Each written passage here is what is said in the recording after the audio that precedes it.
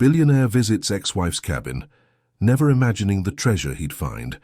Richard Mitchell held the bouquet of flowers with trembling hands as he looked at the small adobe cabin before him. 40 years had passed since he last stepped on that red dirt in the heart of Appalachia, and now the weight of age and remorse made each step a battle against his own pride. The wooden door, worn by time, seemed to whisper secrets he wasn't prepared to hear.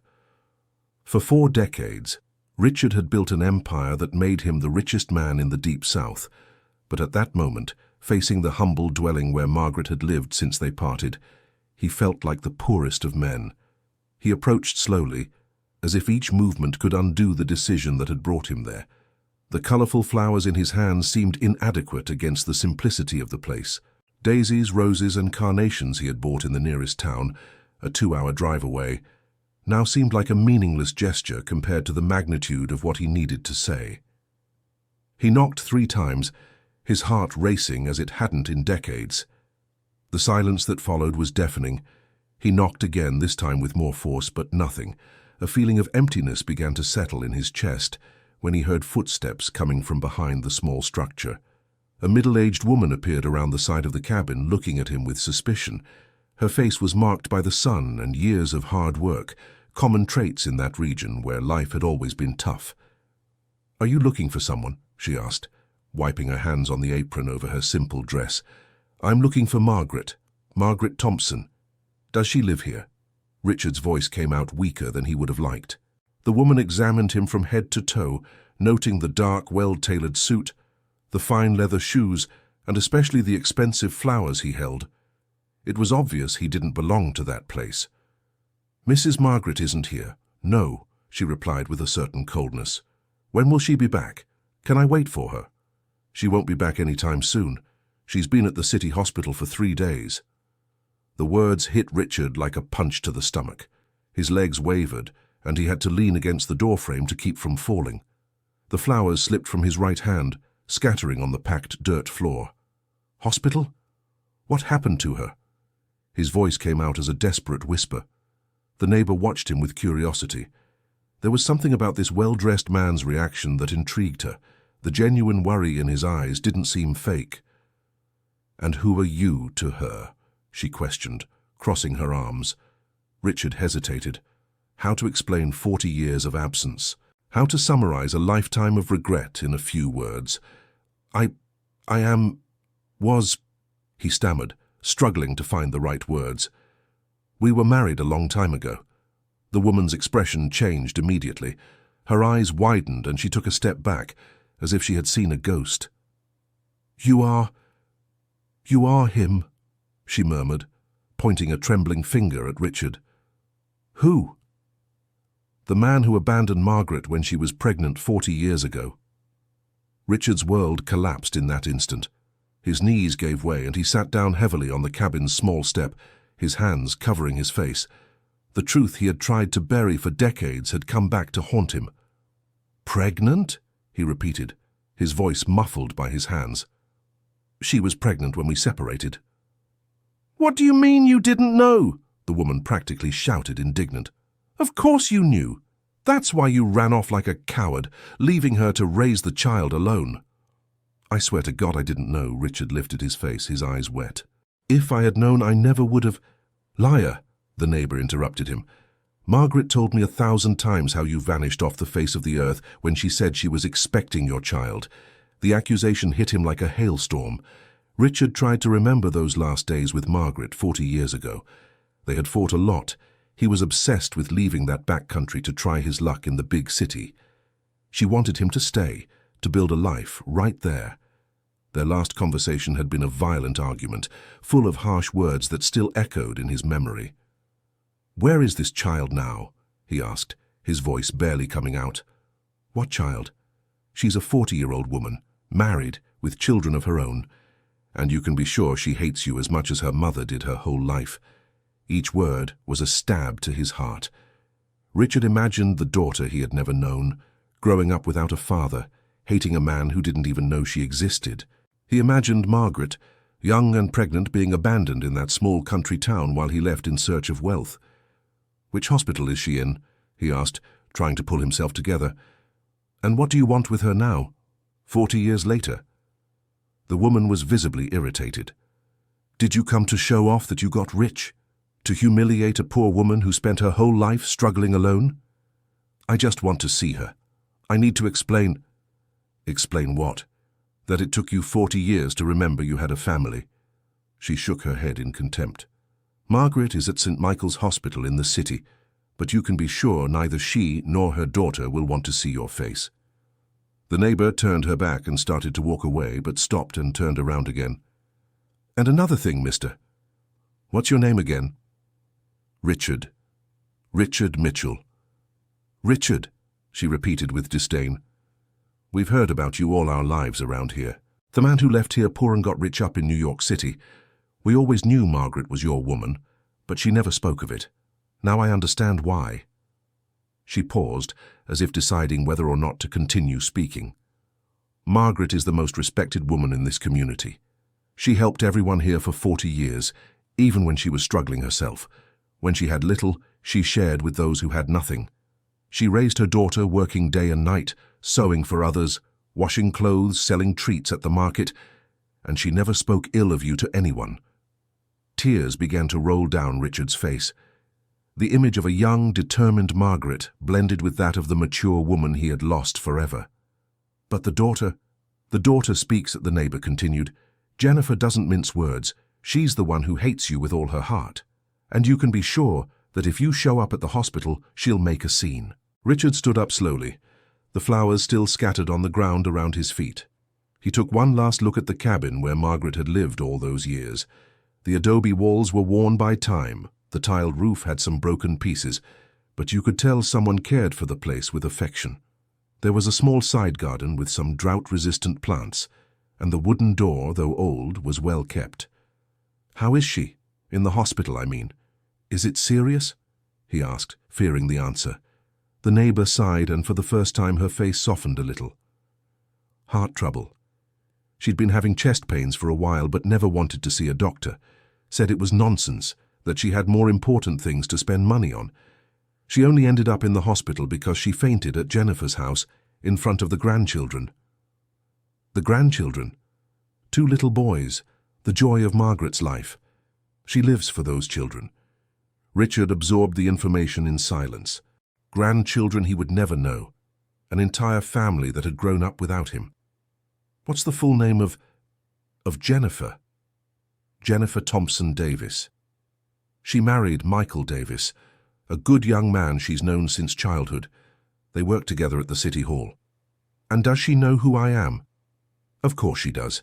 Margaret never lied to her daughter about who her father was. She always told the truth, that you left and never gave any news again. Dear listener, if you're enjoying the story, take a moment to leave a like and especially subscribe to the channel. It really helps us who are just starting out. Now continuing. Richard bent down and began gathering the flowers from the ground. Some were bruised, others had loose petals, but he carefully gathered them anyway. He didn't quite know why he was doing that. Perhaps it was a way to buy time to process everything he had just discovered. Are you really going to the hospital? Asked the neighbor, now in a less hostile tone. Yes, I am. I need to see her, even if from afar. Then you'd better prepare yourself. Jennifer is as fierce as a rattlesnake when she gets upset, and seeing you there will make her more than upset. I accept the consequences. Richard stood up with the reconstructed bouquet in his hands. What's your name? I'd like to thank you for telling me the truth. Dorothy. I've lived next door to Margaret for 20 years. I saw her cry many nights because of you. Dorothy, may I ask a question? She nodded her head. Margaret, did she ever remarry? Did she have other relationships? Dorothy shook her head no. Never. There were a few suitors over the years, good men who were interested in her. But Margaret always said she had already been married once and didn't want any more trouble in her life. She devoted herself completely to her daughter. The answer felt like a punch to Richard's stomach. Margaret had remained alone all these years, raising his daughter without ever experiencing a partner's love again. And the daughter? Jennifer. Does she look like me? In some ways, yes. She has your stubbornness, I can say that. Dorothy almost smiled. But her heart is just like her mother's. Generous, a fighter, one of those people who puts family above everything. Richard stored that information like a treasure. At least his daughter had inherited her mother's qualities. Dorothy, if it's not too much trouble, could you tell me a little about how their life was? I mean, I know I have no right to know, but... The woman looked at him for a long moment, as if assessing whether he deserved that information or not. I'll tell you, but not because you deserve to know. I'll tell you because Margaret deserves for someone to recognize how strong she was, she said, crossing her arms again. When you left, she was 17 years old and 3 months pregnant. 17 years old. Richard felt his chest tighten. Margaret was just a girl when he abandoned her, pregnant. Her parents were furious. They almost threw her out of the house. But she was stubborn, said she would raise the child with or without anyone's help. She started taking in sewing while still pregnant, worked until late hours to save money. Richard closed his eyes, imagining young, pregnant Margaret, sewing alone in her parents' small room. When Jennifer was born, Margaret had just turned 18. It was a difficult birth, there were complications. She was hospitalized for a week at the town hospital, and the doctors said she couldn't have any more children. Because of me, murmured Richard, more to himself than to Dorothy. Because of many things. Her age, the stress, the lack of proper prenatal care. Back then, things were harder around here, she explained. But Margaret never complained. She said God had sent her the daughter she needed to have. And how did they end up here? This cabin is far from the town where she was born. Oh, that's a long story, Dorothy sighed.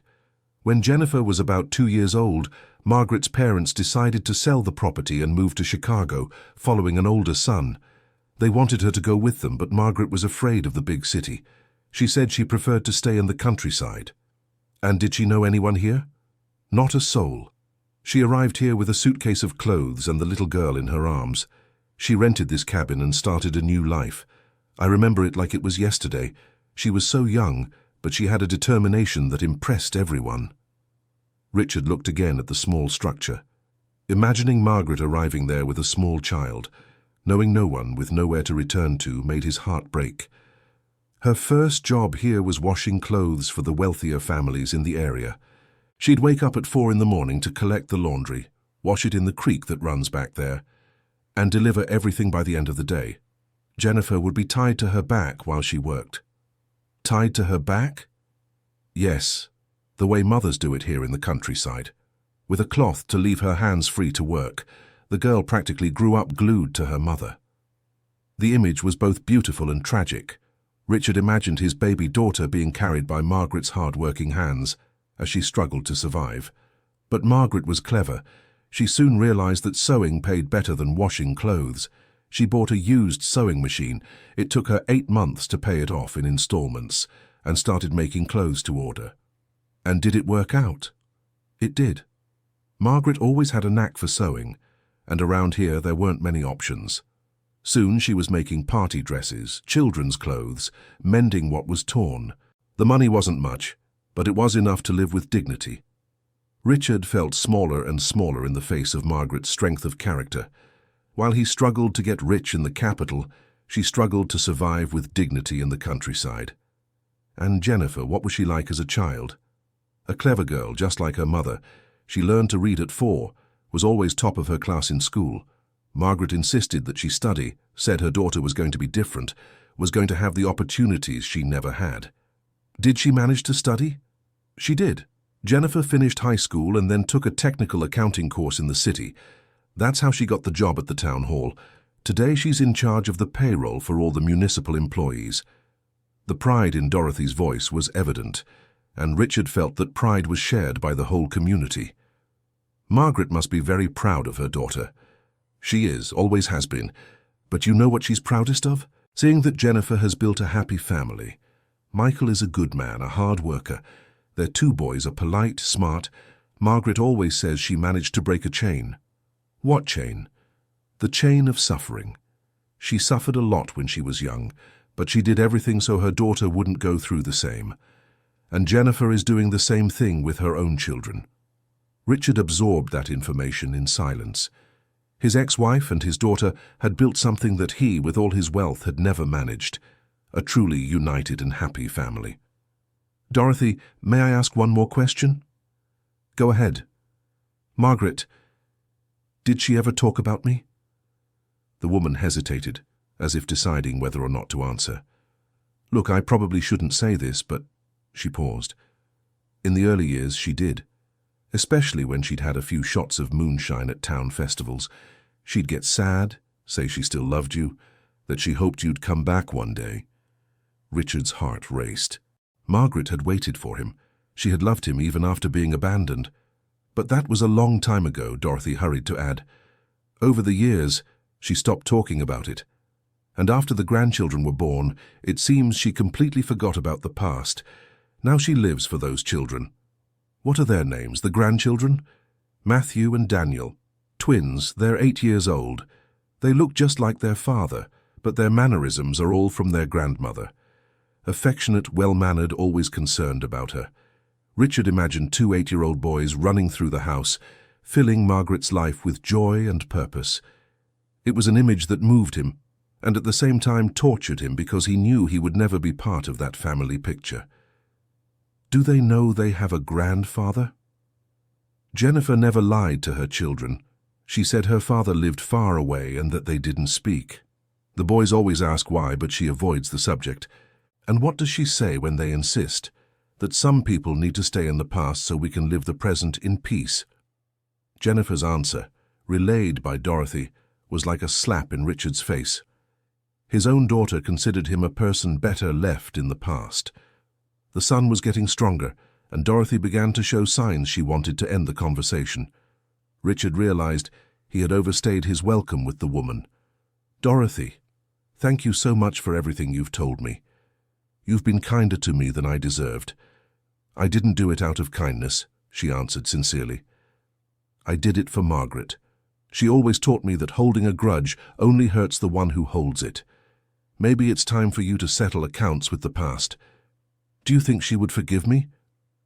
"I think Margaret forgave you a long time ago.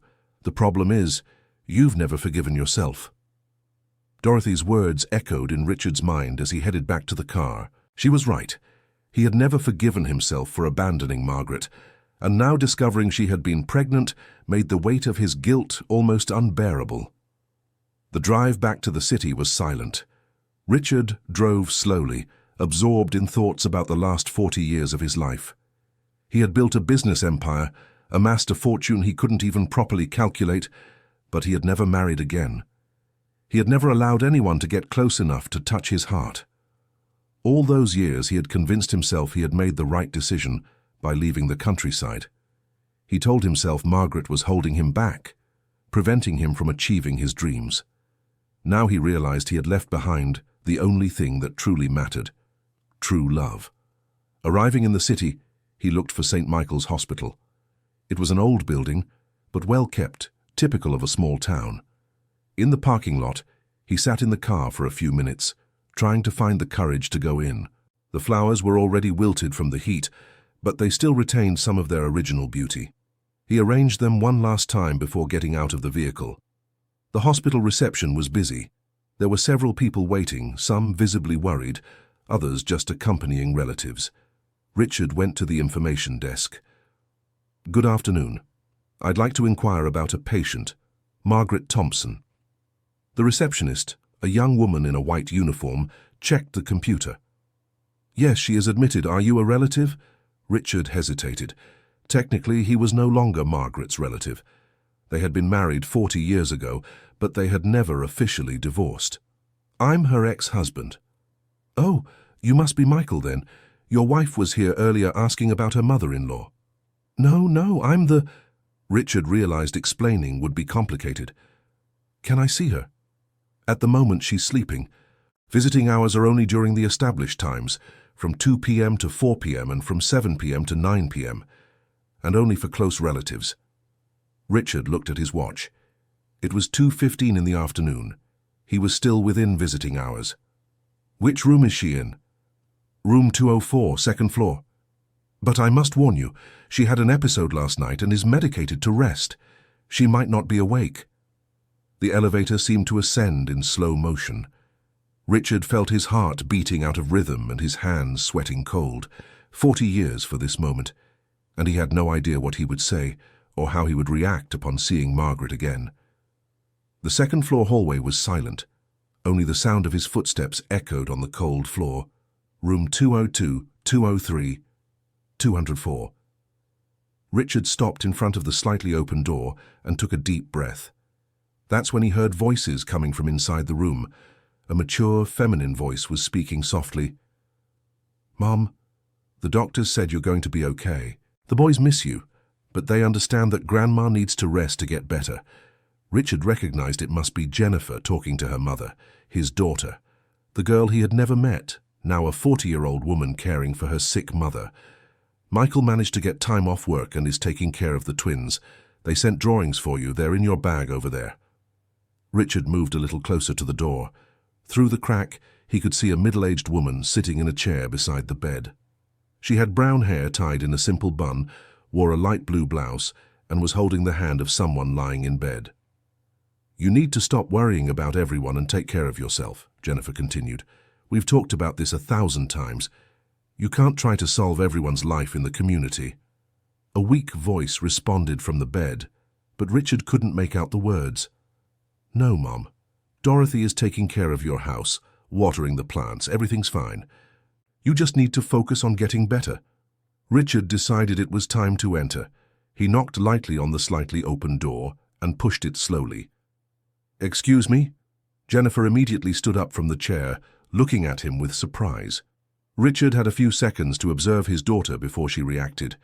She was a beautiful woman with delicate features, but with a strong expression that very much reminded him of the Margaret he had known in his youth. "Who are you?" asked Jennifer, instinctively placing herself between Richard and the bed where her mother lay. My name is Richard Mitchell. I'd like to see Margaret." The name caused an immediate impact on Jennifer. Her expression changed from surprise to anger in a matter of seconds. Her fists clenched, and she took a step toward the door, clearly intending to expel this man. "You have a lot of nerve showing up here after 40 years, she said, her voice controlled but laden with fury. "Jennifer, I can explain." "Explain what?" she interrupted him, raising her voice slightly.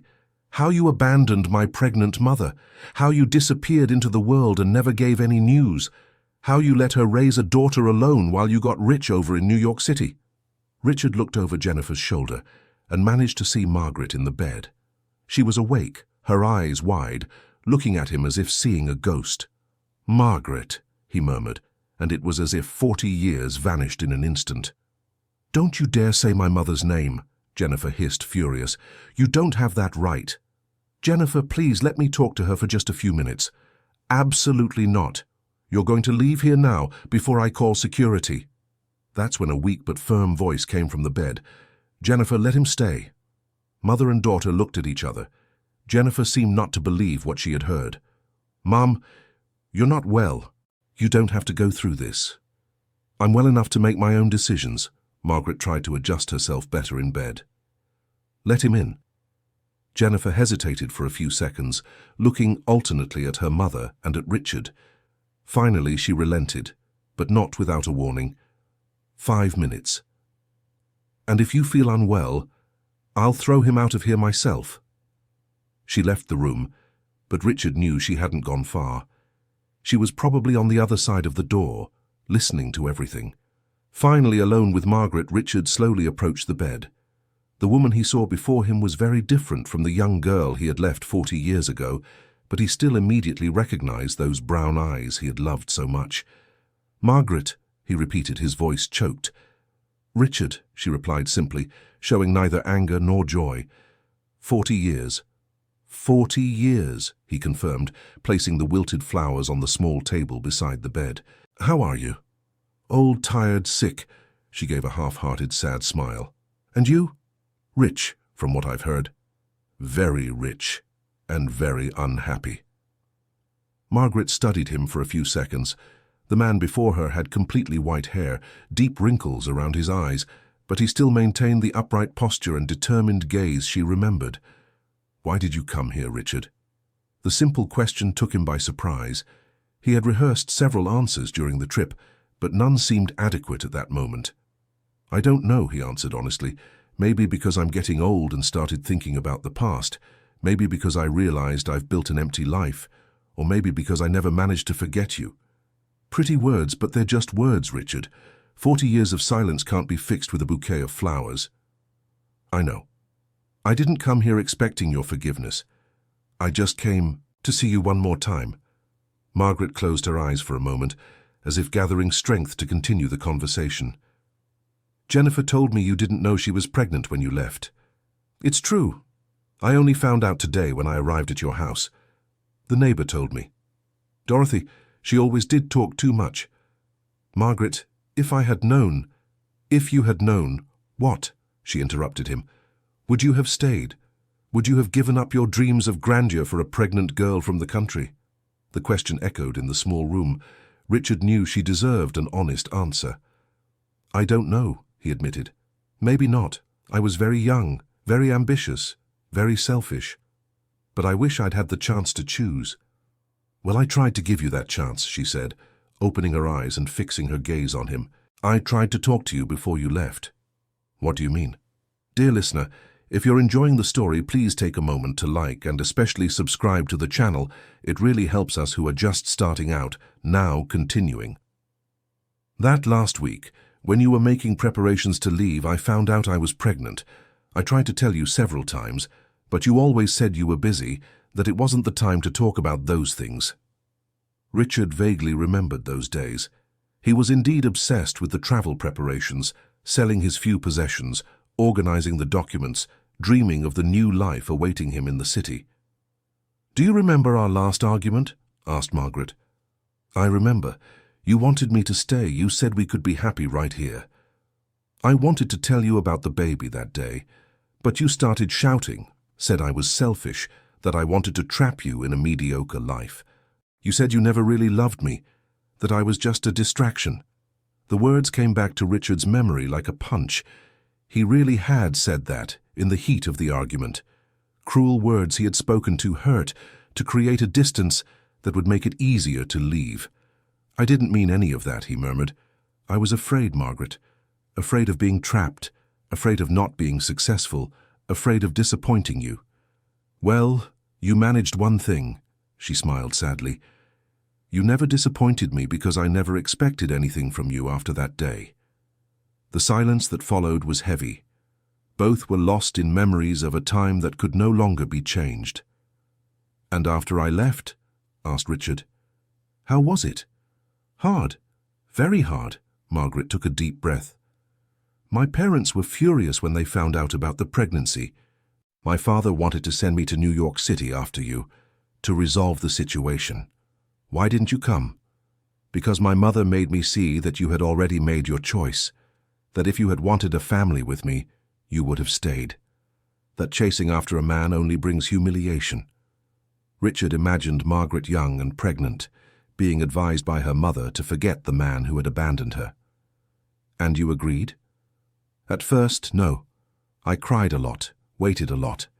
Every time I got a letter or someone arrived from New York City, my heart would race. I thought it might be news from you." "But I never sent any letters." "Never. In the first years, that hurt me deeply. Later, I understood it was better that way. You built your life, I built mine." "What life, Margaret? Struggling, raising our daughter alone?"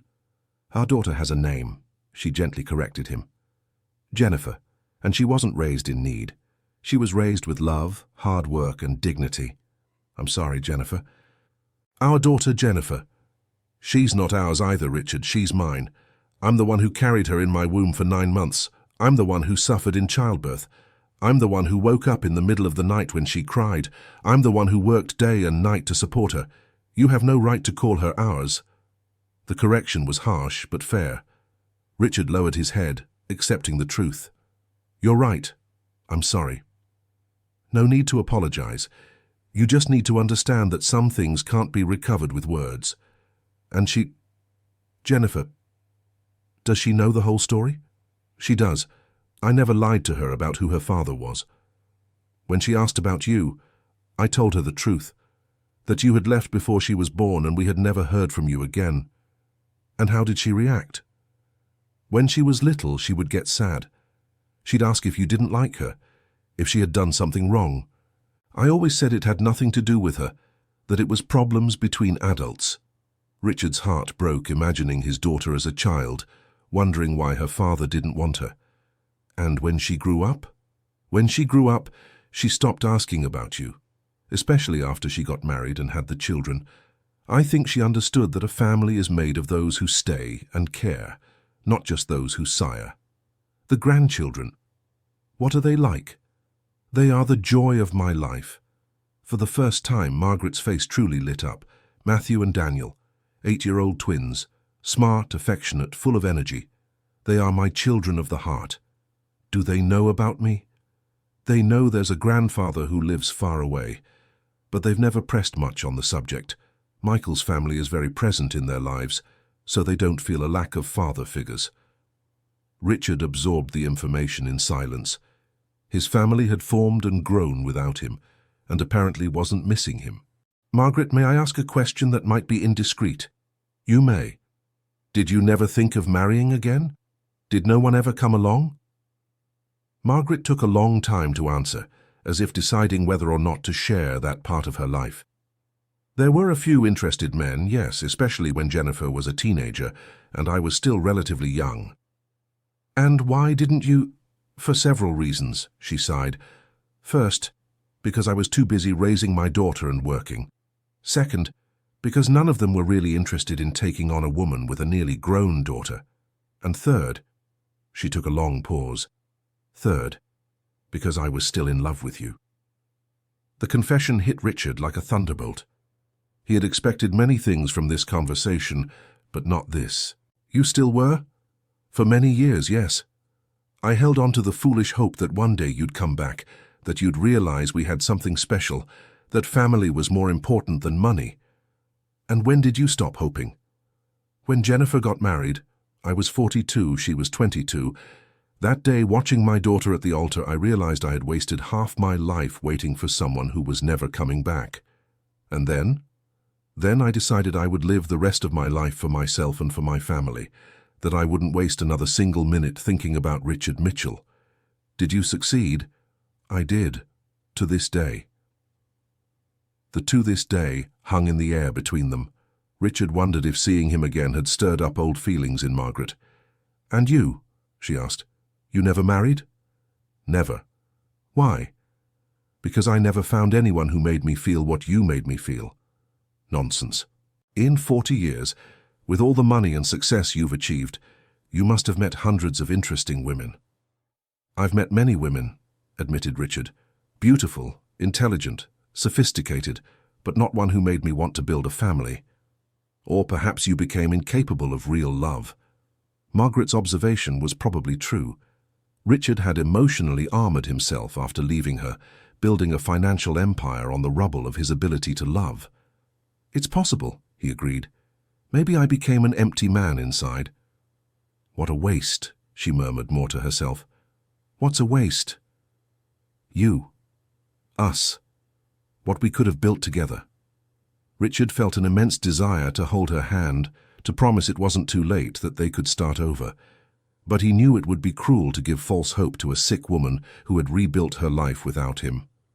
Margaret, I would like to get to know Jennifer better, and the grandchildren. I know I have no right to anything, but... Richard, she gently interrupted him. Jennifer is a grown woman with her own life, her own family, her own problems. She doesn't need more complication in her life. I don't want to complicate anything. I just want, I don't know, her to be part of the family, even if from a distance. And the grandchildren? What do you intend to do with them? Show up in the lives of 2 children as the rich grandfather from New York City? Shower them with expensive gifts to make up for 40 years of absence? The question revealed that Margaret knew very well the kind of man he had become, someone who tried to solve everything with money. It wouldn't be like that. Yes, it would. It's what you know how to do, Richard. It's how you handle problems. You throw money at them. You're being unfair. I'm being realistic. You built an entire life away from us. Now at 70, you want to show up and be part of a family that learned to live without you. Maybe I can learn to be different.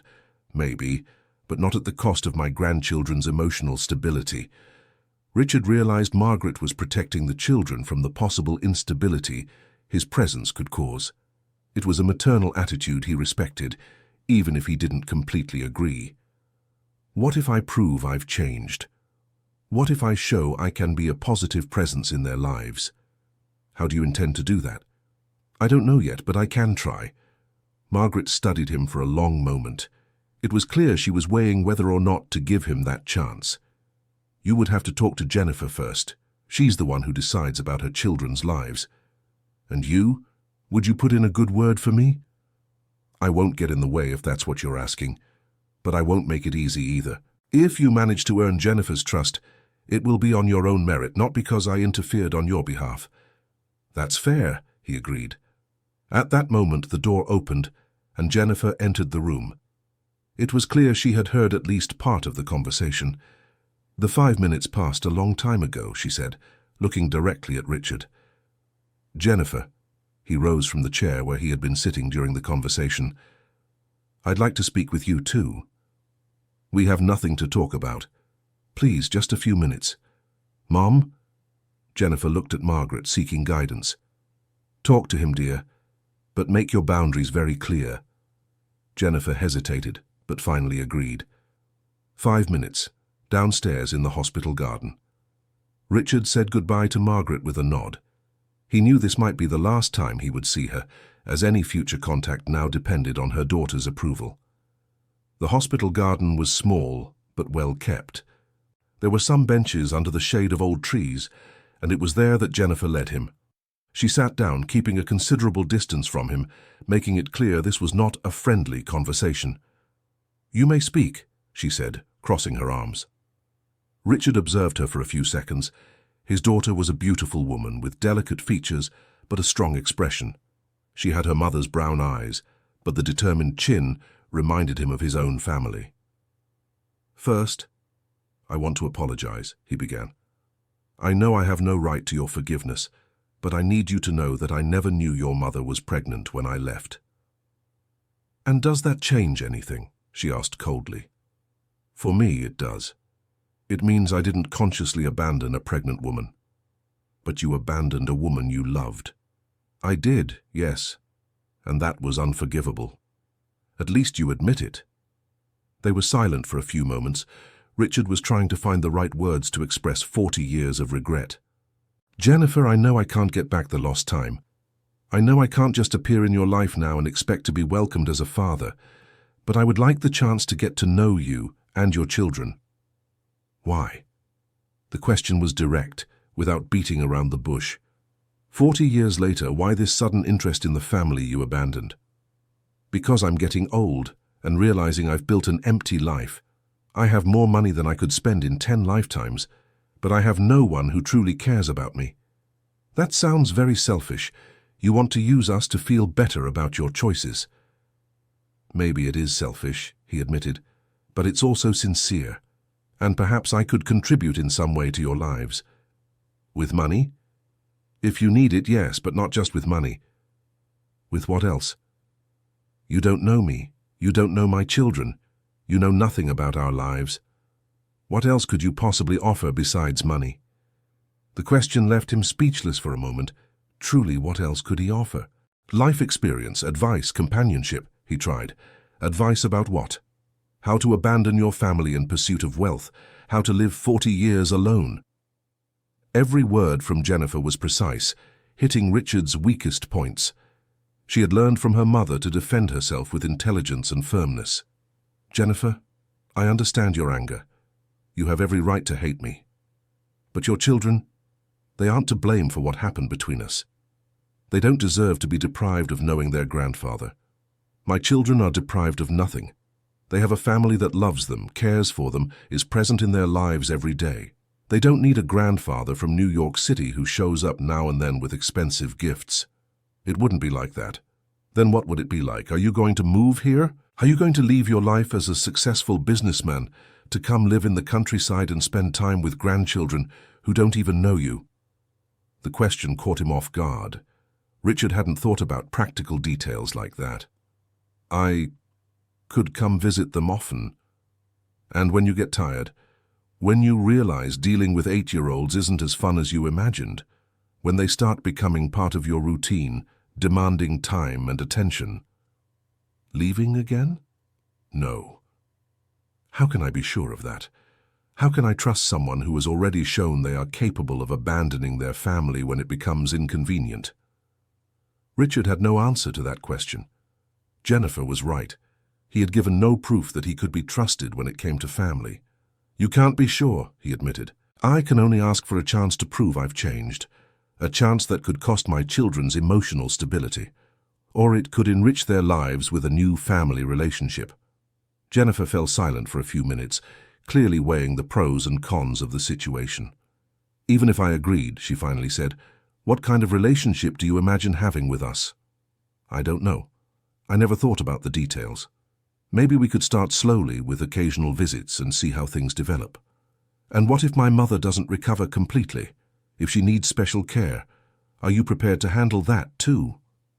The question about Margaret touched a wound Richard didn't know he had. The possibility of losing her again now that he had found her was terrifying. I'm prepared to help in whatever way is necessary, he replied. Help how? By paying for nurses, private hospital stays, expensive medicines. If necessary, yes. Always the same solution. Jennifer shook her head in disdain. Money fixes everything. What else can I offer? He exclaimed in exasperation.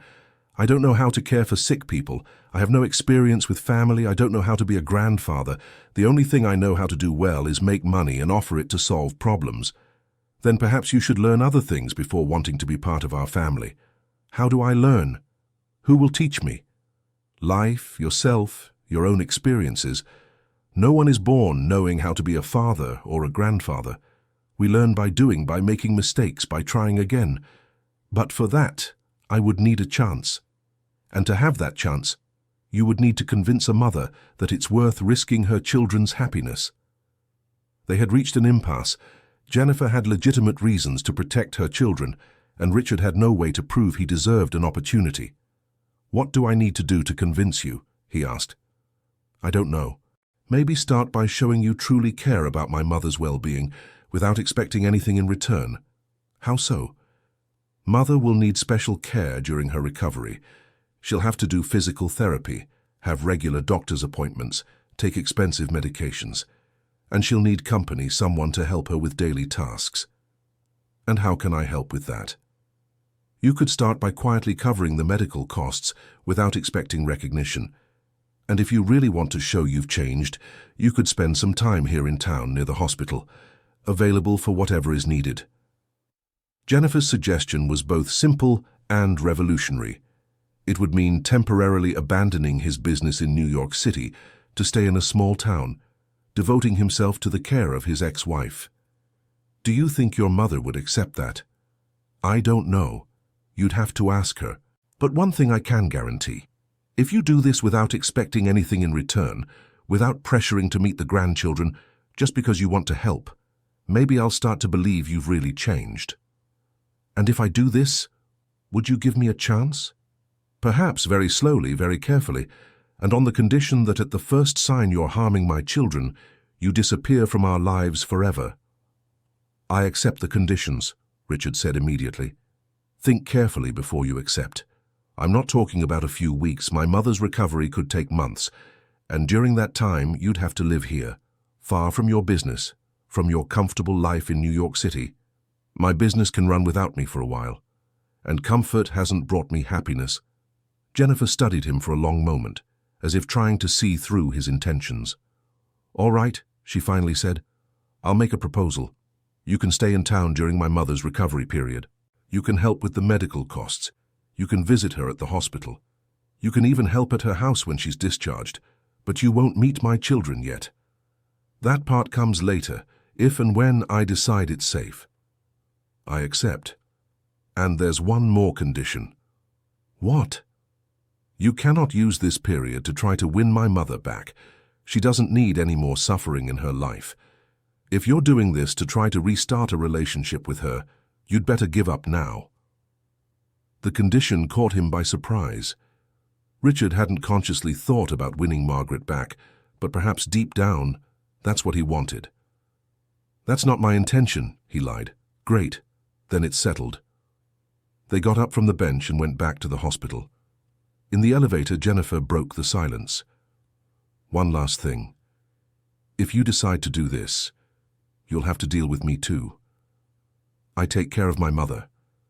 I make medical decisions for her when necessary. I organize her care. You'll have to accept my authority on these matters. No problem. Even if I make decisions you don't agree with, even then, you know your mother better than I do." When they got to the room, Margaret was sleeping. Jennifer checked the monitors and straightened the blanket over her. "Is she okay?" whispered Richard. "She's stable. The doctors say the worst is over, but recovery will be slow." "How long?" "Several months at least. She had a relatively severe heart attack, and at her age the body takes longer to recover." Richard watched Margaret sleeping. Even sick and fragile, she maintained a serenity that touched him deeply. "Jennifer, can I ask a personal question?" "Go ahead." "What was it like growing up without a father?" Jennifer took a while to answer, as if deciding whether or not to share that part of her life. "It was difficult," she finally admitted, "especially when I was a child. I saw other girls with their fathers and wondered why I didn't have the right to that too. I'm sorry. My mother did everything to compensate.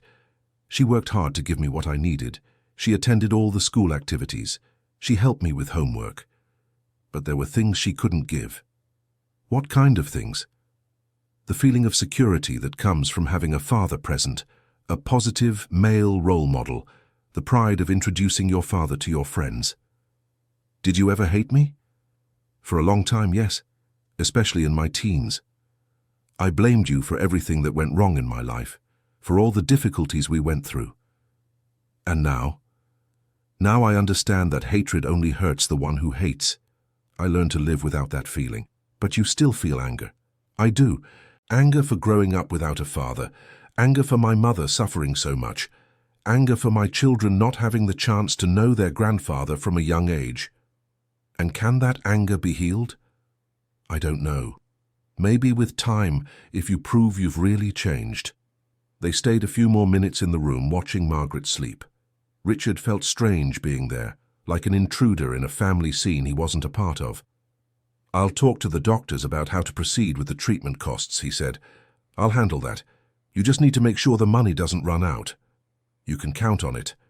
And you'll need to find a place to stay in town. There's only one small hotel, but it's clean and the owner is a good person." "Thank you." Jennifer gathered her things and prepared to leave. "I'm going home now. I need to explain to Michael and the boys what's happening." "What will you tell them about me?" "The truth. That Grandpa showed up after 40 years and wants to be part of the family. That I'm still deciding if that's a good idea or not." "And if they want to meet me right away?"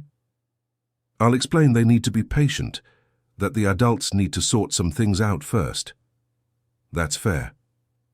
At the bedroom door, Jennifer turned to him one last time. "Richard," she called him by his name for the first time, "if you're really going to do this, if you're really going to stay here and take care of my mother, you need to know one thing." "What?" "She never completely stopped loving you. All these years, even when she said she had moved on, I could tell she still held a special feeling. So be careful not to raise hopes you don't intend to fulfill." The revelation left him speechless. After Jennifer left, he stayed a few more minutes in the room, looking at Margaret and processing everything he had discovered that day. His ex-wife had raised his daughter alone. She had remained single for 40 years. She had built a respectable life full of love, but had never completely forgotten the man who had left her. And now he was there, about to embark on a journey with no clear destination. For the first time in decades, he didn't have a clear plan. He didn't control all the variables. He didn't know the outcome of his actions. But of one thing he was sure: he could no longer live with the weight of what he had done. He needed to try to make things right, even if it was too late, even if he couldn't recover what he had lost. He left the hospital determined to find that hotel Jennifer had mentioned. It would be the first step on a journey that could either redeem him or destroy him completely. The Hillside Inn was on the main street of the small town, an old but well-kept building. The owner, Mr. Raymond, was a man of about 60 who welcomed him with typical Deep South cordiality. "Good afternoon, my friend. Looking for a room?" "Yes. I would need a room for a long period, maybe a few months." Mr. Raymond examined him discreetly, noting the expensive suit and fine leather shoes. "A few months? Here in our little town. Where are you from?" "New York City. I came to care for a family member who's in the hospital." "Ah, I see. Family is family, right?" "Always comes first," said the man with understanding. "I have a good room, with a private bathroom, air conditioning. It's not big city luxury, but it's comfortable." "Can I see it?" The room was simple but clean, with a double bed, an old wardrobe, a small table and 2 chairs. It had a window facing the main street, allowing a view of the town's activity. "It's perfect," said Richard. "Do you have luggage?" "No, I came straight to the hospital. I'll need to buy some clothes here." The town has some good stores, nothing too fancy, but enough for every day.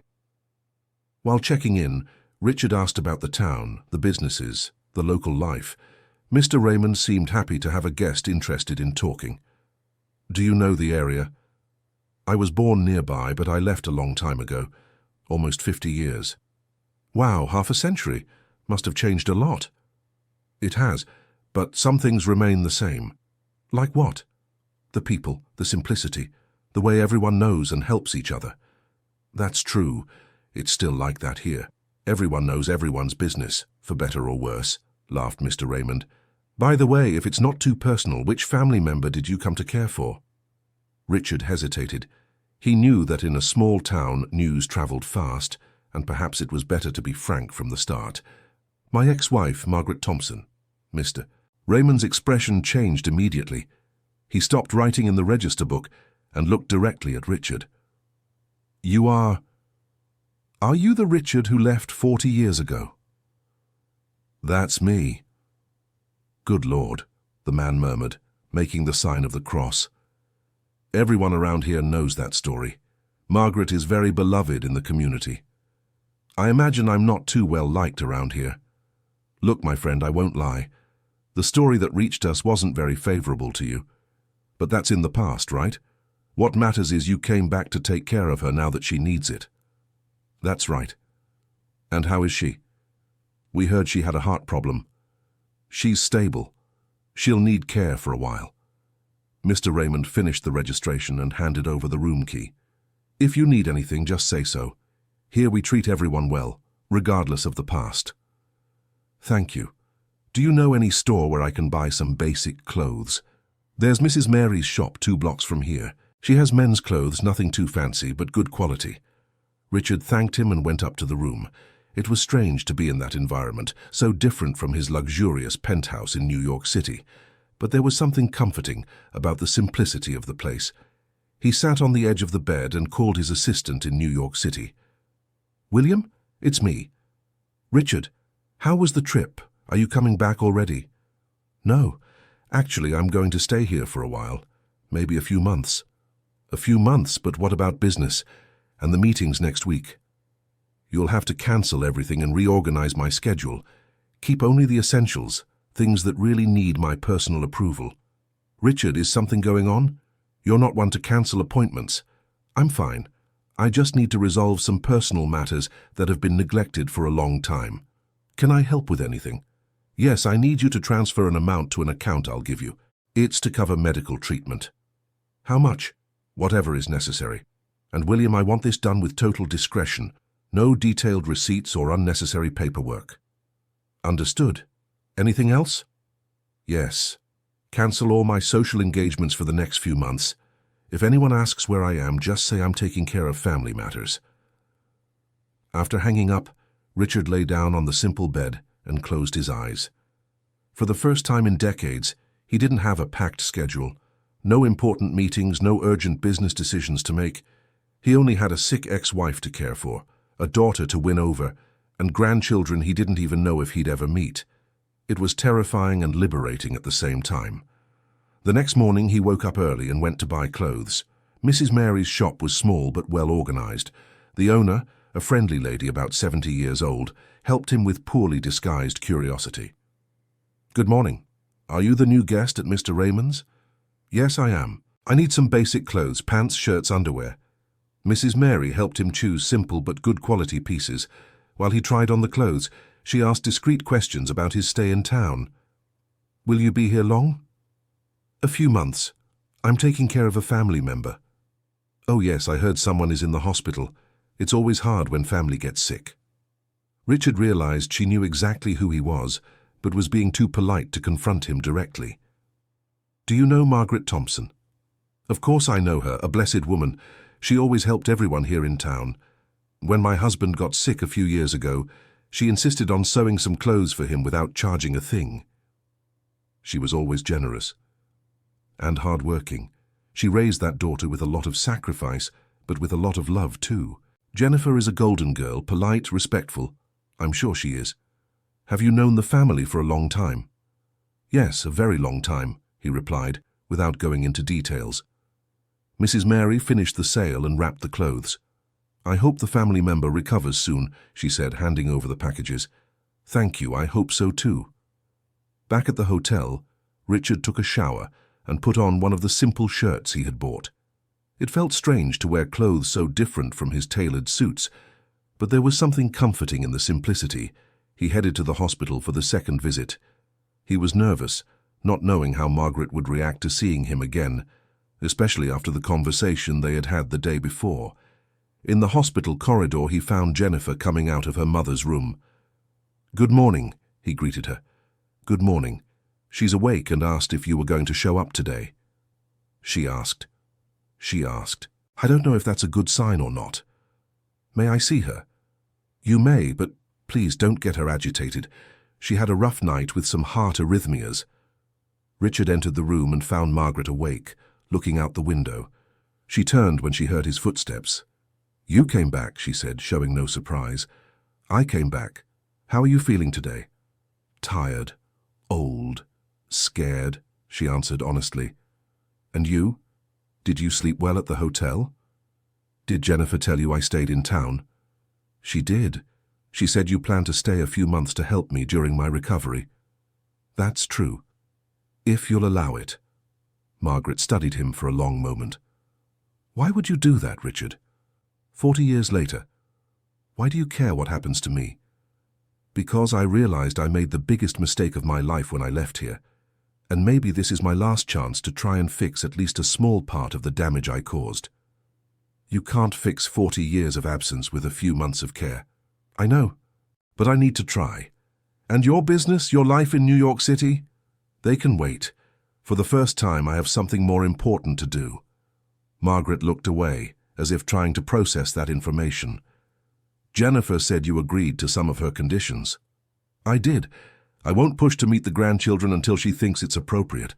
And I won't try to... He hesitated. Won't try to what? I won't try to win her back. I just want to help, without expecting anything in return. And if I say I don't want your help, I'll respect your decision and leave. Margaret was silent for a few minutes, clearly weighing her answer. All right, she said finally. You can stay, you can help me, but with one condition of my own. What is it? I want you to be honest with me. If at any point you get tired of this, if you want to go back to your normal life, tell me right away.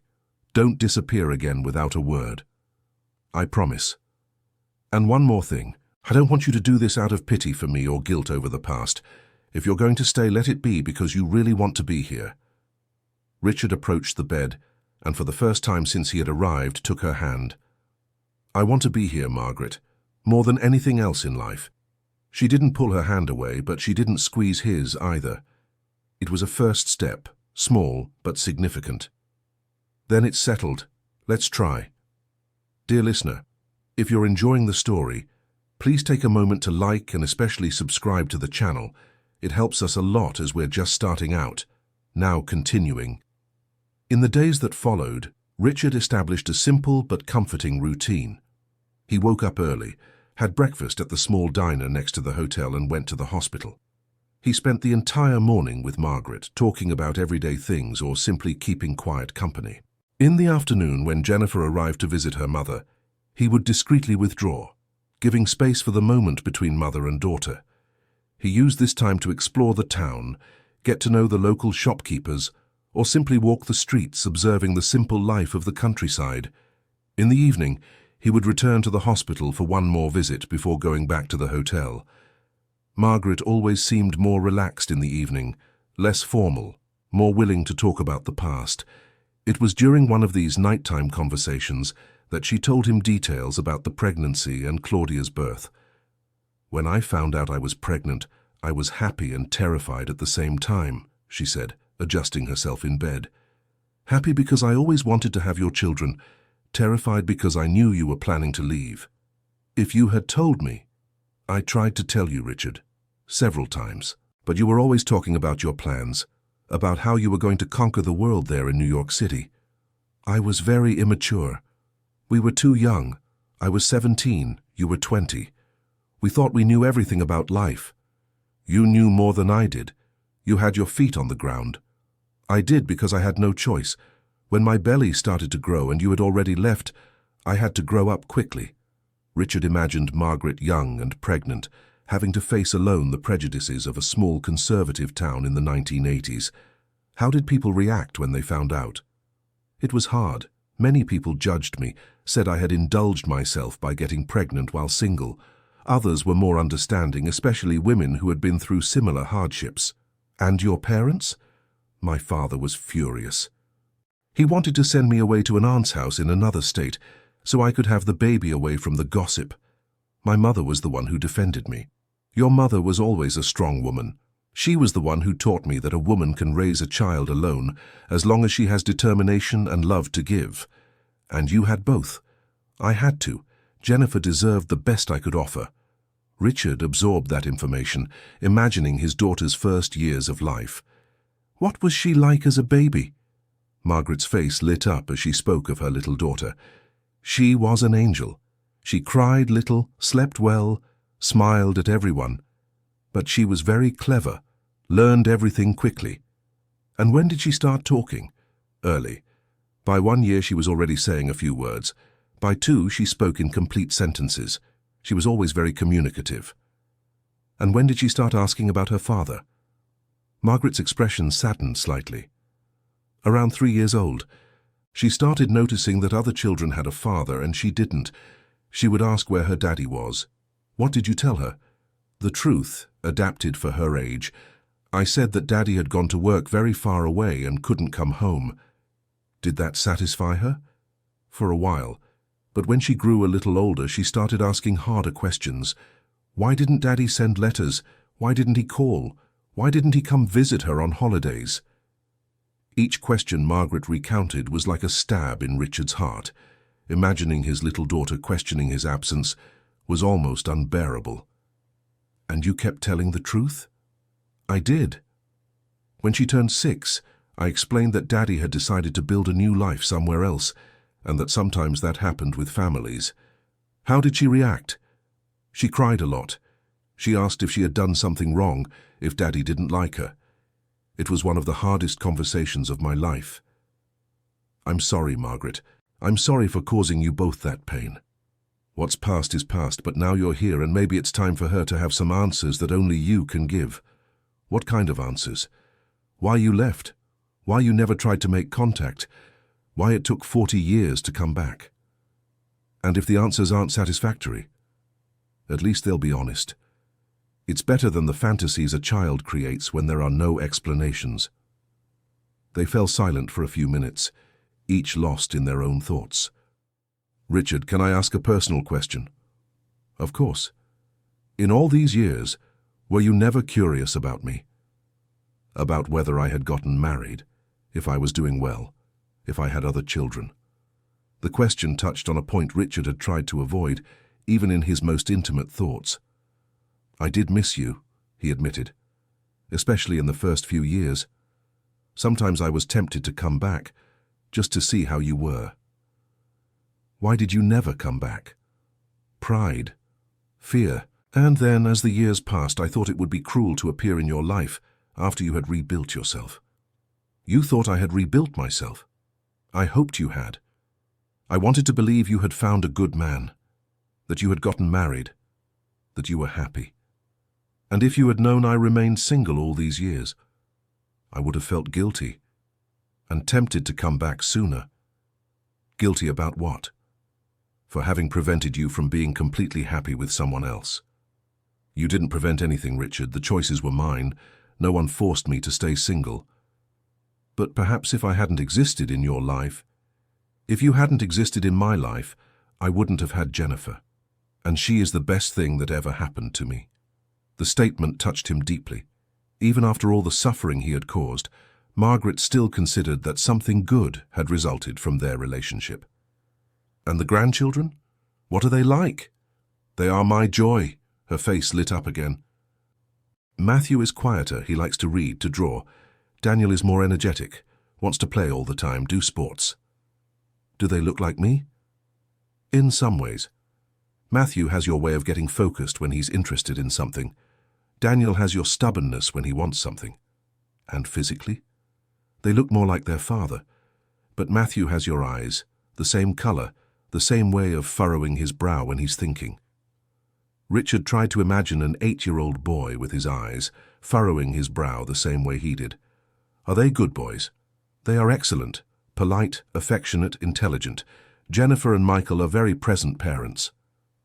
Is Michael a good father? He's a wonderful father. He's involved in every part of the boys' lives, helps with homework, takes them to play ball, tells stories before bed. The description of Michael as a dedicated father made Richard realize how much he had lost. His daughter had found for her children the paternal figure he had never been for her. Margaret, can I ask a question that might sound strange? Go ahead. Do you think they could ever accept me as a grandfather? I don't know, Richard. It depends on many things. On how comfortable Jennifer feels with your presence, on how you behave with them, on how much time you're willing to invest in the relationship. I'm willing to invest all the time necessary.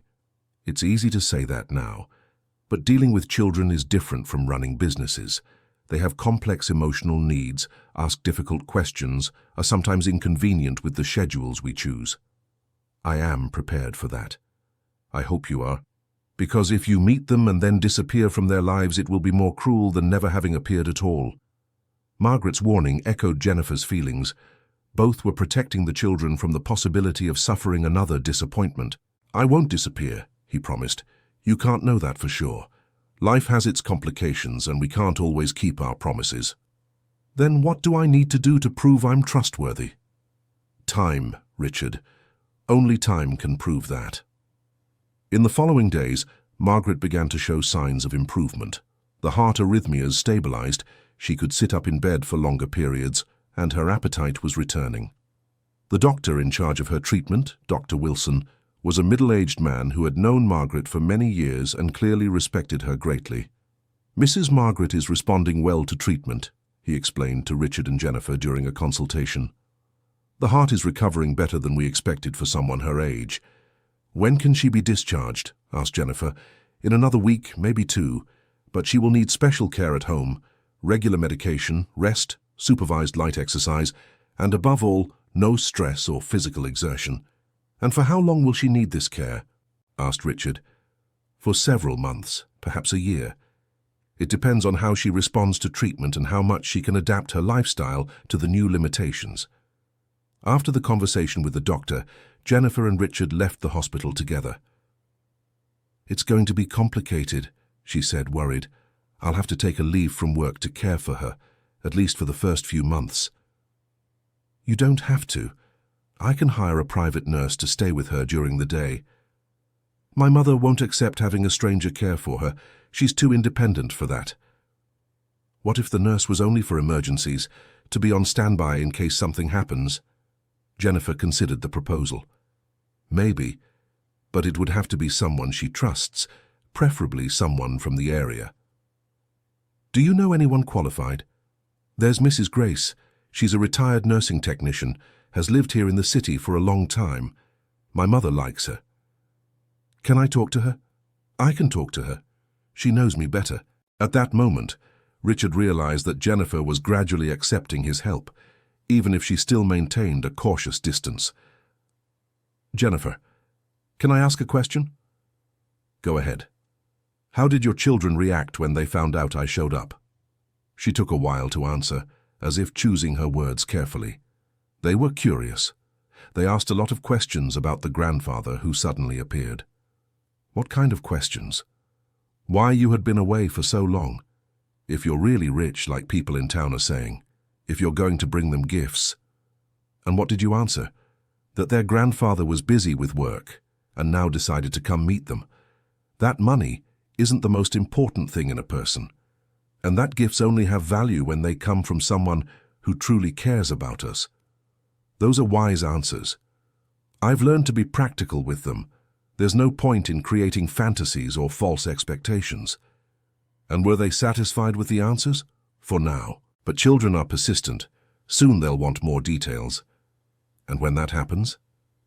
When that happens, maybe it will be time for them to talk directly to you.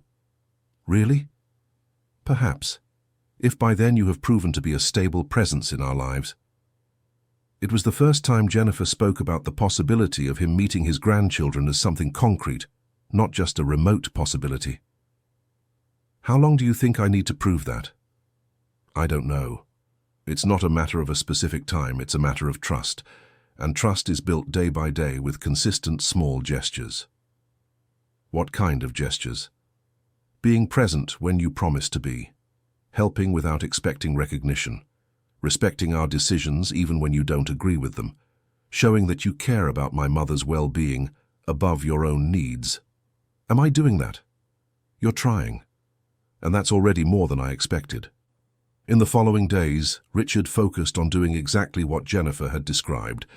He was present at the hospital every day, at the times he had promised to be. He helped organize the medical care without trying to take control of the decisions, and gradually he began to notice changes in the behavior of both Margaret and Jennifer. Margaret was more relaxed in his presence, sometimes even joking about their unusual situation. "Who would have thought that after 40 years you'd be here bringing me water and helping adjust the pillows?" she said one morning. "It is ironic indeed," he agreed, "but I like doing it." "Do you really like it, or are you just doing it out of a sense of moral obligation?" "I really do like it. I feel useful in a way I never felt running a company." "How so?" "When I run a company, I'm always thinking about profits, growth, beating the competition. Here, I'm just trying to take care of someone I love. It's simpler, and at the same time, more meaningful." "Someone you love?" The question caught him off guard. He had used the word love without thinking about the implications. "Yes, I do love her," he confirmed. "I never stopped loving you, Margaret." "Richard, don't worry. I'm not saying this to try to win you back. I'm saying it because it's the truth, and I promise to be honest." "And how does that work? You loving me and me trying not to reciprocate so I don't get hurt again?" "It's complicated," he admitted, "but not impossible. I can love you and at the same time respect your boundaries. It's not fair to you. It's the consequence of my choices 40 years ago. I can live with that." Margaret observed him for a long moment. "You really have changed, haven't you?" "I think so. Or maybe I've gone back to being who I was before I became obsessed with financial success." "And how does it feel, being that person again?" "Better, lighter, with more purpose." "Even knowing you might not get everything you want?" "Especially because of that. I've discovered that wanting everything is a way of valuing nothing." That afternoon, when Jennifer arrived at the hospital, she found Richard and Margaret laughing about something he had told her about his early days as a businessman in New York City. "You two seem to be having fun," she said, visibly surprised. "Mr. Richard was telling me about when he tried to impress an important client and ended up spilling coffee on his own clothes," said Margaret, still smiling. "And I lost the deal," he added. "I learned that day that trying to be someone we're not just makes fools of us." Jennifer sat in the chair next to the bed, watching the interaction between them. "Mum, you're looking better today." "I am feeling better. The doctor said I might be able to go home next week." "That's good news. Do you miss home already?" "I do. I miss my plants, my sewing machine, my bed." "And your grandchildren," added Jennifer. "Especially the grandchildren. How are they?" "Anxious to see Grandma. Matthew made you a new drawing. Daniel said that when you come home he'll help water the plants every day. Margaret's face lit up completely upon hearing about her grandchildren. They are my joy in life, she said. Richard watched the exchange between mother and daughter, feeling a twinge of envy at the closeness they had with the children. Jennifer, he said hesitantly, can I ask a favor? You may. When your mother is discharged, I'd like to help get her house ready for her recovery.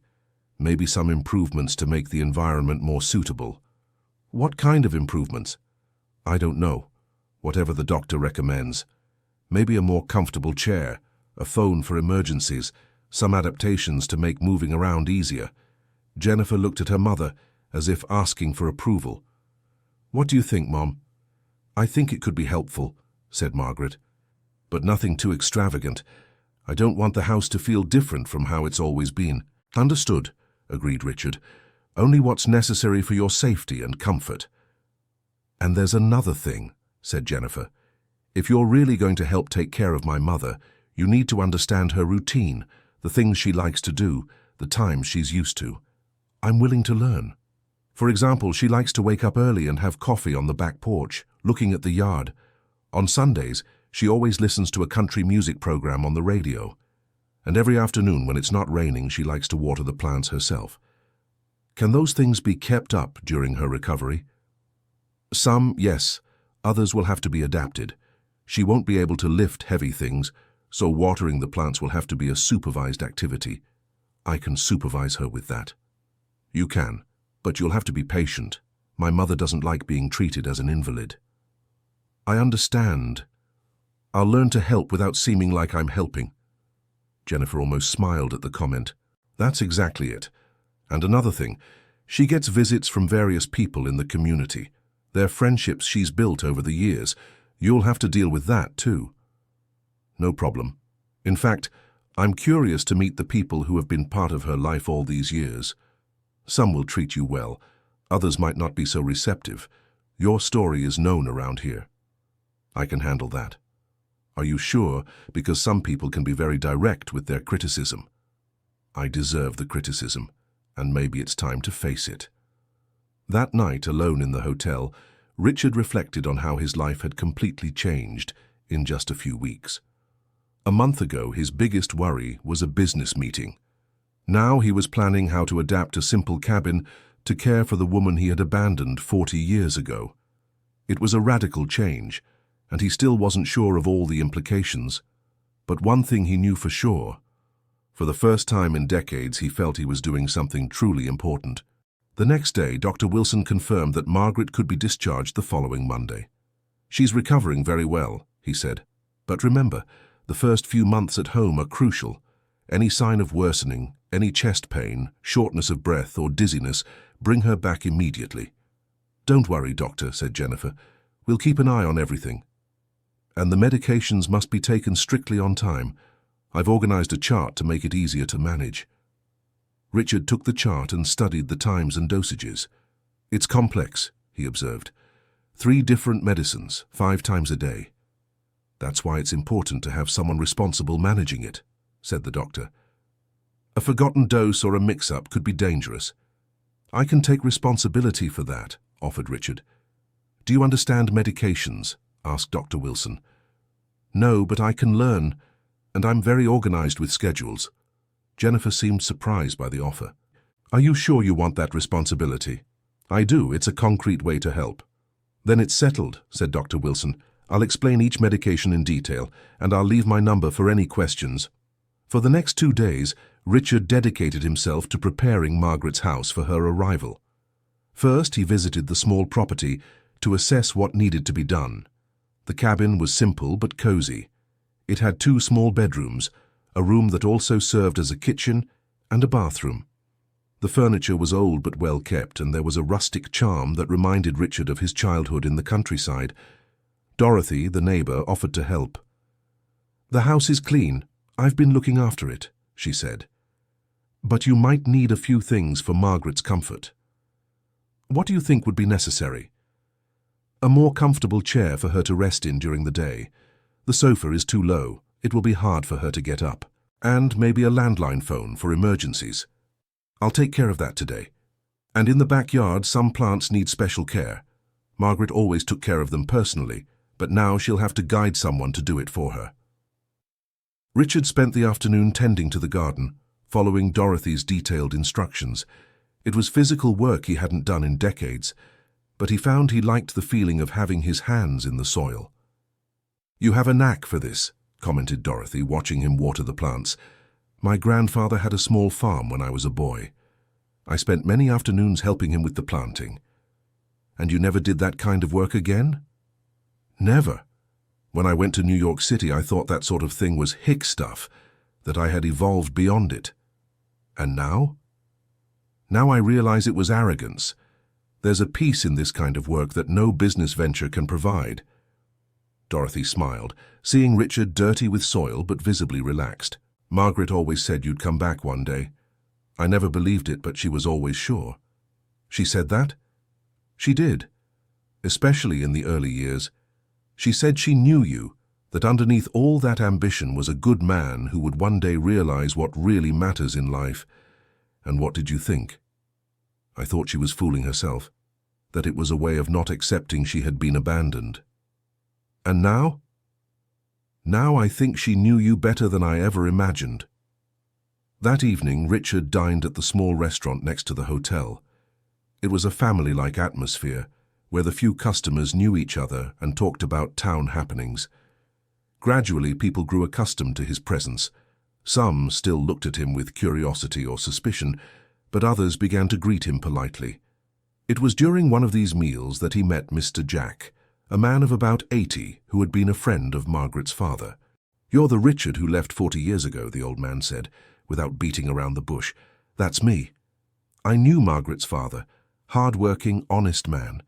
He suffered a lot when she got pregnant, and you vanished into the world." "I imagine so. He used to say if he ever found you, he'd give you a good beating. But I always told him anger doesn't solve anything. It only hurts the one who feels it. He was right to be angry with me." "He was. But now you're here taking care of the girl. That counts for something." "I hope so. The community is watching, you know. Everyone wants to see if you came to stay or if it's just another passing through. I came to stay." "Then that's good. But remember, out here in the country, a person's word is worth more than any contract. If you say you'll stay, you'd better stay." Mr. Jack's warning echoed the feelings of the whole community. Richard was being tested, and he knew any sign of fickleness would be harshly judged. On Sunday, the day before Margaret was to be discharged, Jennifer showed up at the house with her 2 children to check if everything was ready for their grandmother's arrival. Richard was in the backyard, finishing organizing the gardening tools, when he heard children's voices coming from the front of the house. His heart raced. They were his grandchildren, the children he had never met, coming into his presence for the first time. He hesitated about what to do. Jennifer had been clear about not pushing to meet them, but now they were there, just a few meters away. He decided to keep working in the yard, giving Jennifer the option to introduce him or not to the children. He heard her talking to them on the porch, explaining that their grandmother would be back the next day and that everything was ready for her. "Mom, there's someone in the backyard," said a child's voice. "It's a man who's helping take care of Grandma's house," replied Jennifer. "Can I go see?" "You can, but behave, don't make a mess." Richard heard small footsteps approaching. He turned slowly and saw 2 children standing at the entrance to the yard, watching him with curiosity. They were exactly as he had imagined. Matthew, quieter, stayed a little behind his brother. Daniel, more outgoing, took a few steps forward. "Hi," said Daniel. "Hi," replied Richard, trying to keep his voice calm despite the emotion. "Are you messing with Grandma's plants?" "I'm taking care of them for when she comes back from the hospital.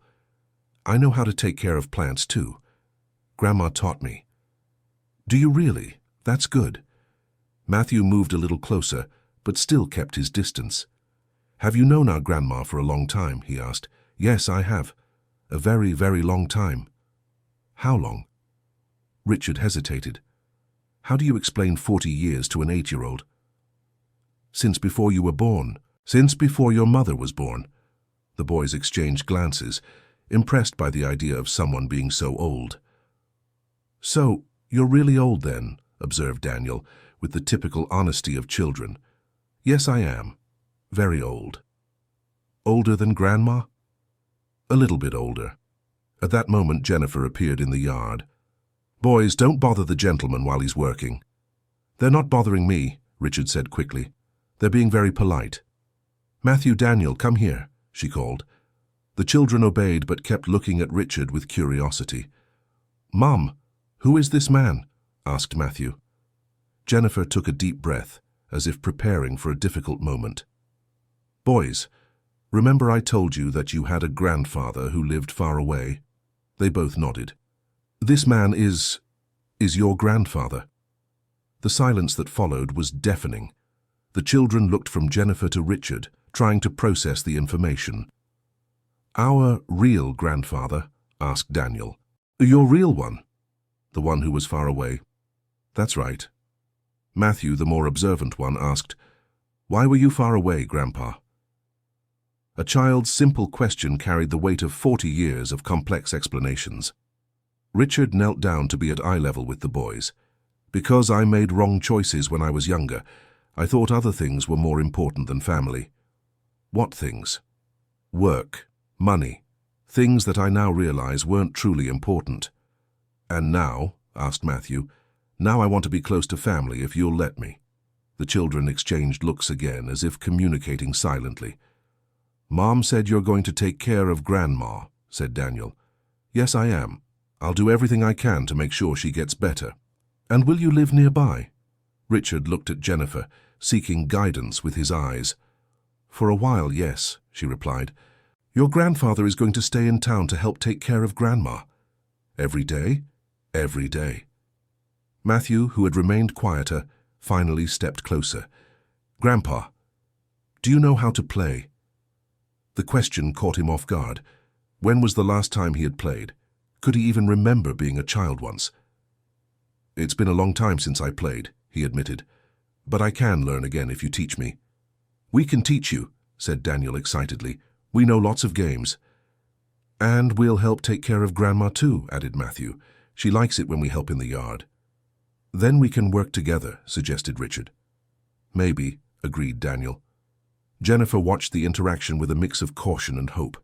She saw that her sons were reacting naturally to their grandfather's presence, but she still had reservations about the long-term implications. "Boys, let's let your grandfather finish his work. We have to go home." "Already, Mom?"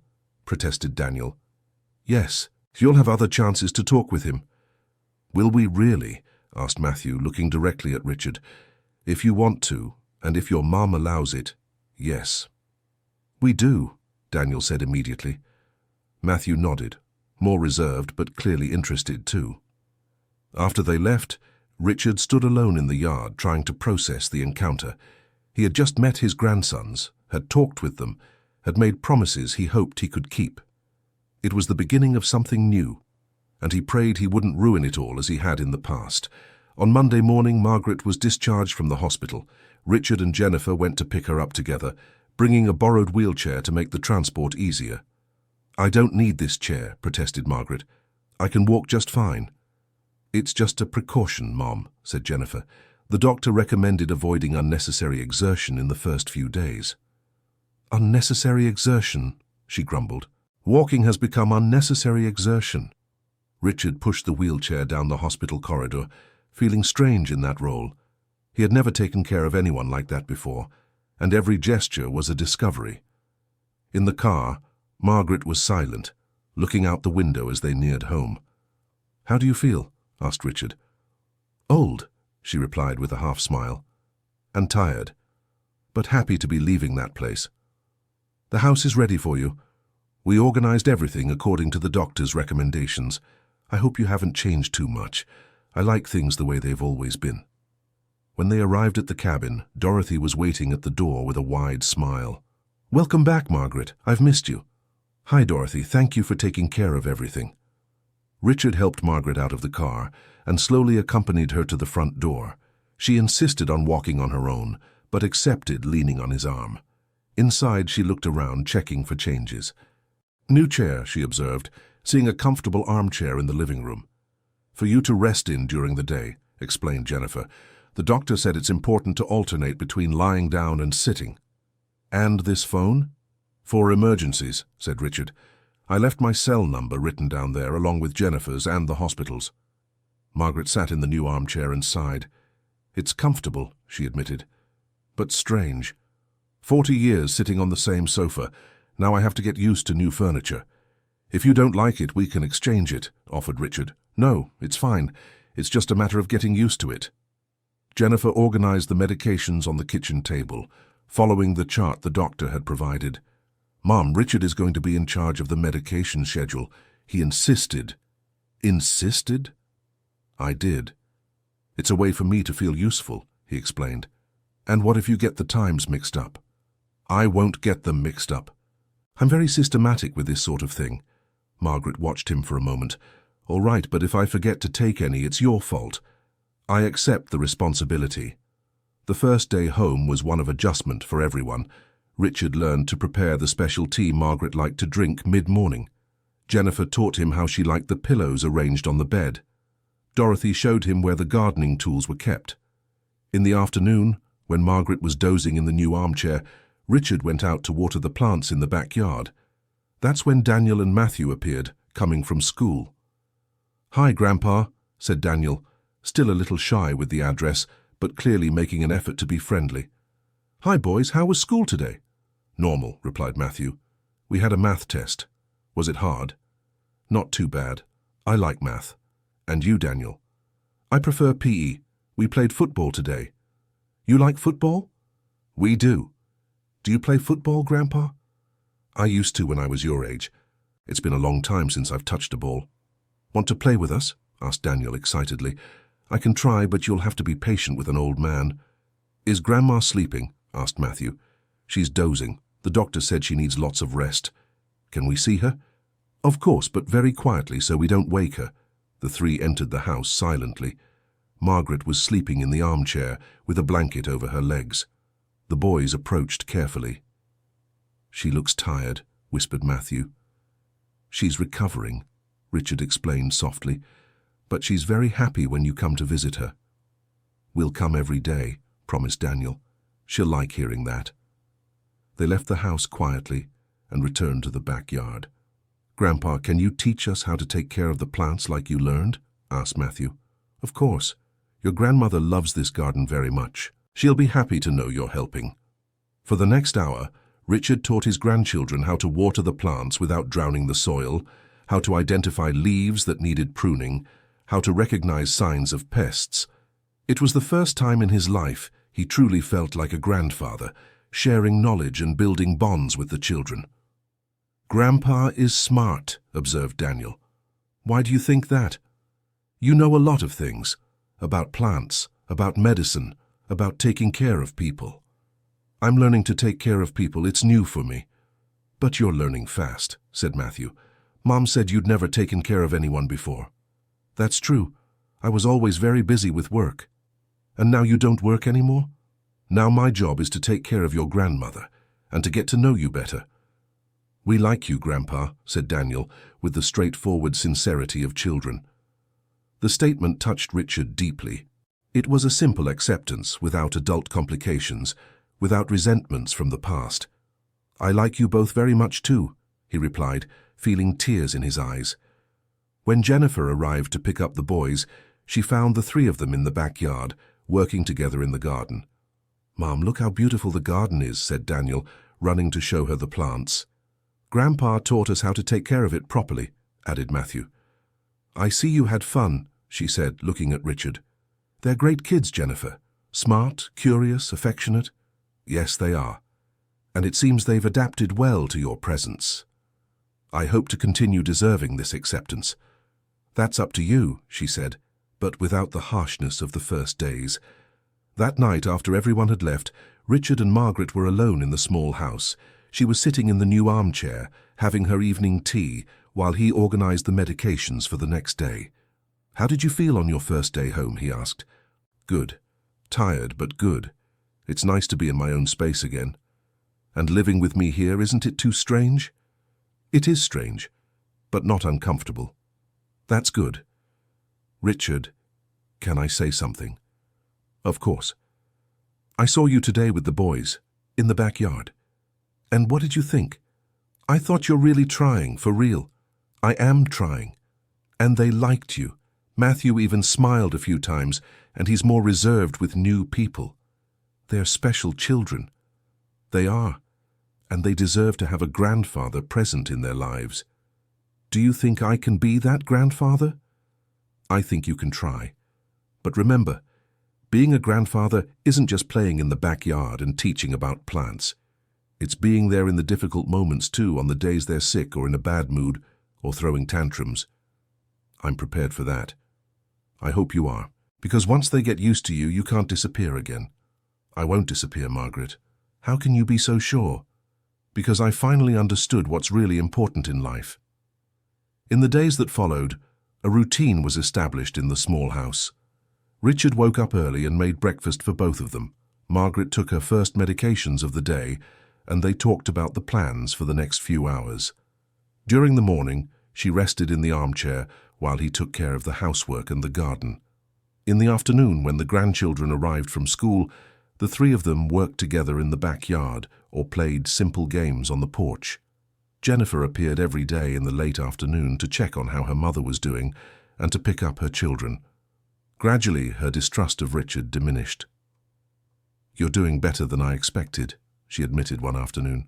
"In what sense?" "As a caregiver. My mother is more cheerful than she's been during her entire hospital stay. She likes being at home, close to the things she loves. And she likes the company, too. I think she was lonelier than she admitted." "We were all lonely," observed Richard. "Do you feel less lonely now?" "Much less. For the first time in decades, I wake up in the morning knowing exactly what my purpose is that day." "Which is?" "To take care of your mother, to get to know you all better, to learn how to be part of a family." "And is it worth it? Leaving your entire business empire to come take care of people?" "It's worth more than any deal I've ever closed in my life." Jennifer watched him for a moment, as if assessing the sincerity of his words. "The boys are getting very attached to you, and I to them. I hope that's a good thing." "Why wouldn't it be?" "Because children get attached quickly, but they also get disappointed easily. If you change your mind about being here, I won't change my mind. Everyone can change their mind, Richard. Life has its complications." "What kind of complications do you imagine?" "Your business might need your presence. You might miss your life in New York City. You might get tired of the simple routine here. And what if I guarantee none of that will happen?" "How can you guarantee it?"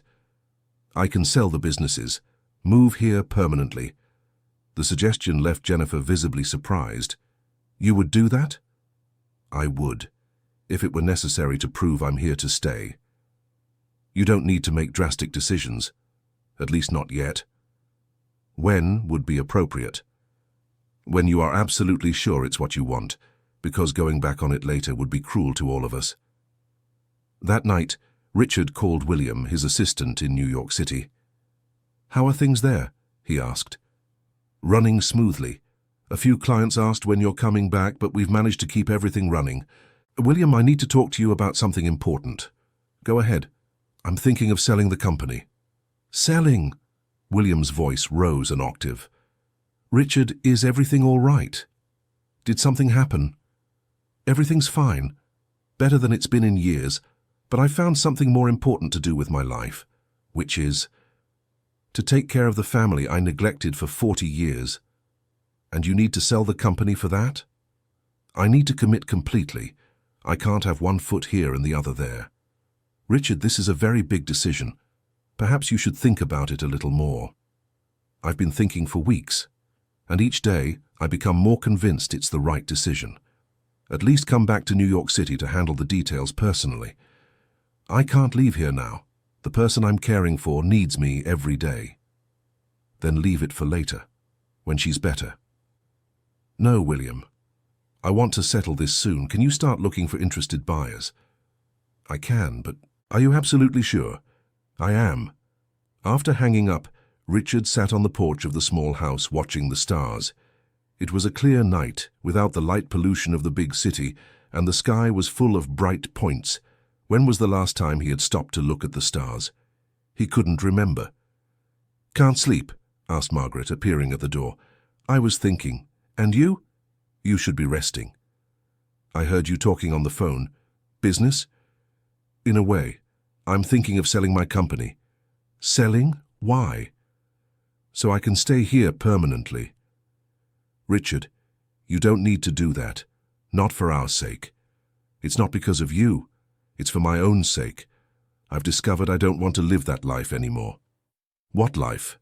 "A life where everything revolves around profit and growth, where there's no time for real relationships, where I wake up every day thinking only about how to make more money." "And what do you want instead?" "I want to wake up every day knowing I'll take care of people I love.